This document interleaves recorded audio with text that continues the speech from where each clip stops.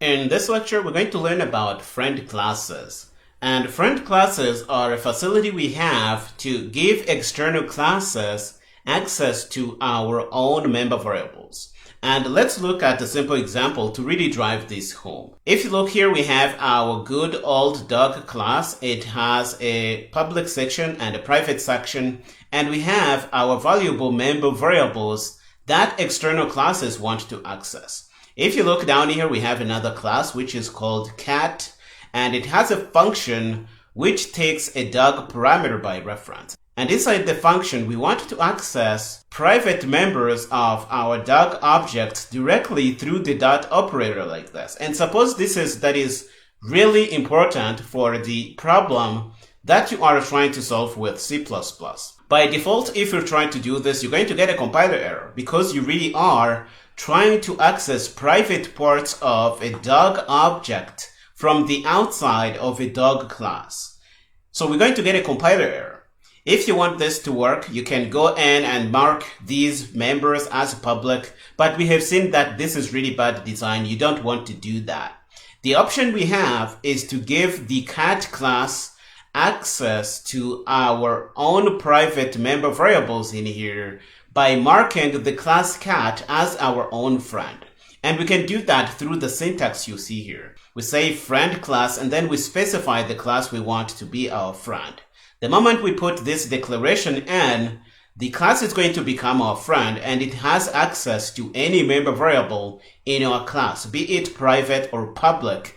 And you have to be sure that this is what you want, because as we have seen in the last lecture, your friends are going to have all access to your private member variables and they can read from them. They can even modify them. So make sure this is really what you want. So just like for friend functions, friend classes are not really members, so they don't have direct access to this pointer, for example. They are really not member functions. They are external things that have access to our own things, but they can't access the member variables directly. To have access, they have to go through an object name like dog here. So for example, if we went into this function and tried to access dog age directly, that wouldn't work because they really are not members and they don't have access to this pointer. So this is really all I want to share with you in terms of friend classes. Let's head over to Visual Studio Code and play with this a little more. Okay, here we are in our working folder. The current project is friend classes. We're going to grab our template files like we always do. We're going to put them in place. And we're going to open this in Visual Studio Code by dragging and dropping here. This is going to open our folder. We're going to close the left sidebar here and we're going to clean up a little bit. And we are going to use the dog from the last lecture as a starting point. So here is our class. It has a few private member variables, mName and mAge.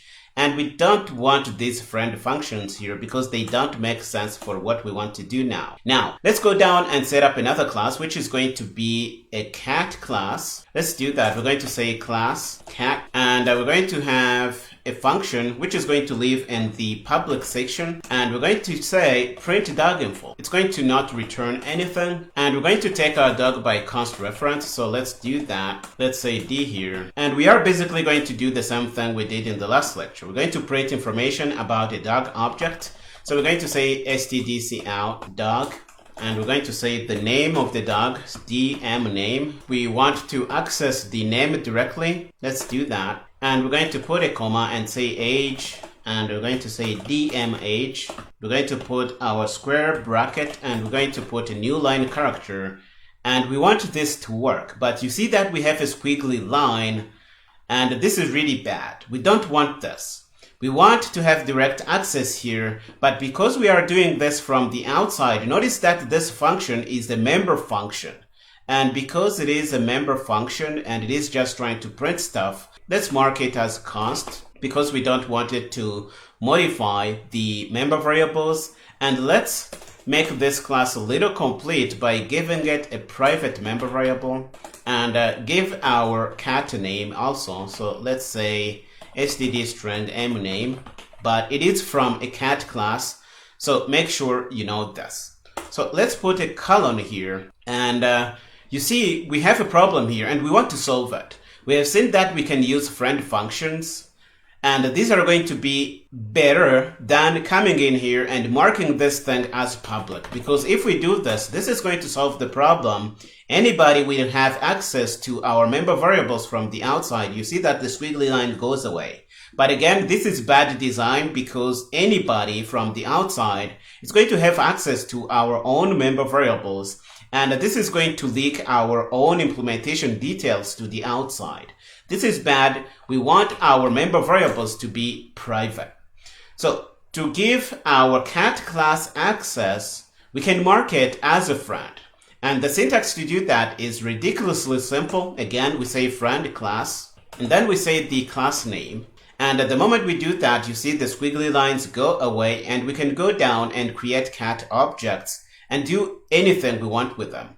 We can't really pass the name for our cats, so if we pass them, they are just going to have an empty string as the name, but we don't really care. So let's go down and do that. We're going to say cat1, and we can then create an object of our dog. We're going to say dog1, and we're going to give it a name, Fluffy, and they are going to be 2 years old. And then we can say cat1 and say print dog info and pass our dog here. It's going to be passed by reference. And if we do this, we're going to print the information and it is going to be what we want. So let's build. You're going to see that the build is good. If we clear and run Rooster, we're going to see our information here. So there are a few things you really need to know. Even if the cat class has access to our own private member variables, it really isn't a member. For example, it doesn't have access to the this pointer. If we try and come in and use the this pointer inside this function, that will be the this pointer of the cat object. It won't be the this pointer of the dog object that we passed here as a parameter. You really need to know this. Because of this reason, we can't have direct access to the age of the dog, for example. If we try to do that, we're going to have a compiler error. Let's go in and try to print the age directly. Let's say mage. And at the moment we do that, we're going to get a compiler error because cat doesn't have a member called mage. And we can't really have direct access to the dog class because we're not inside the dog class. Even if we try to use the this pointer we have is for the cat object we are in. If we try to print stuff from here, for example, if we are printing here and trying to access the this pointer, we will be using the this pointer of the cat object. It won't be the this pointer of the dog object that was passed to us as a parameter. You really need to know this. If, for example, we change this to be mname, we will be access the name of the cat. It won't be the name of the dog here. So let's change this to mname. You're going to see that it's going to work. But it won't be the name for the dog again. It will be the name for the cat object because we have a member variable named mname here. If we take this out, we're going to see that this is going to give us an error because cat now doesn't have a member variable named mname. So you need to know this. Inside friend classes, we don't have direct access to member variables of the class that we have befriended. If we want to have access to the member variables, we have to go through an object. So even if we have access to the member variables, the access is still limited to some level. It's not full access like regular member variables of the class that we have befriended. So you really need to know this. And another thing I want to point out is that just because cat is now a friend of dog, doesn't mean dog is a friend of cat. What do I mean? Because of this friendship we have set up here, we don't have access to private members of cat. Another thing worth pointing out is that just because we have this friendship here setting up cat as a friend of dog, doesn't mean dog is a friend of cat. So friendship is not reciprocal. So you really need to know that. If you want dog to be a friend of cat, you have to go inside the cat class and really set this up. But we're not going to do that here. And I think this is really all I had to share in this lecture. If you need this kind of setup, this is how you can do it. You can set up a friend class and it's going to have access to your private member variables and you can use that however you want. We are going to stop here in this lecture. The next one, we're going to try and recap what we saw in this chapter. Go ahead and finish up here and meet me there.